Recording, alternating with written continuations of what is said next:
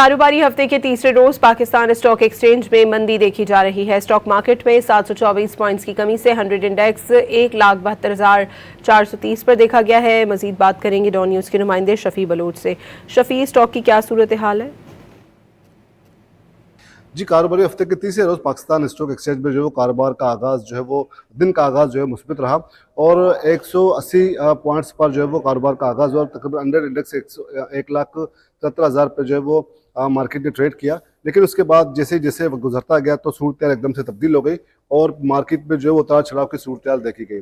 इससे बात करते हैं, हमारे साथ मौजूद है अरसलान अहमद। अरसलान, ये बताएगा कि एकदम से मार्केट में सूरत बिल्कुल तब्दील हो गई, तो इस सूरत को आप किस तरह देखते हैं? काफ़ी वॉलेटाइल मार्केट है और मार्केट बेस कर रही है जो न्यूज़ आ रही है, न्यूज़ ड्रिवन मार्केट है।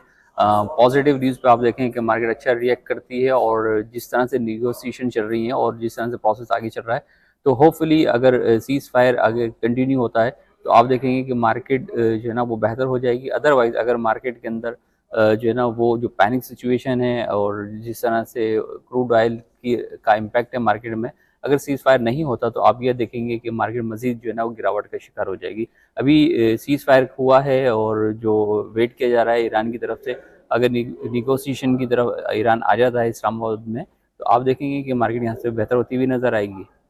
बहुत बहुत शुक्रिया अरसलान। सूरत जो है वो हमने एशियन मार्केट में भी देखा, वहाँ भी तकरीबन मायूसकुन सूरत थी और इसी तरह अमेरिकी सदर के बयान के बाद जो है वो मार्केट में एकदम से जो है वो वाज़ेह तब्दीली जो है वो नजर आना शुरू हो गई है। लेकिन कहा जा रहा है कि अगर सूरत बेहतर होती है तो उसके असर यकीनन पाकिस्तान स्टॉक एक्सचेंज में जो है वो देखे जा सकेंगे।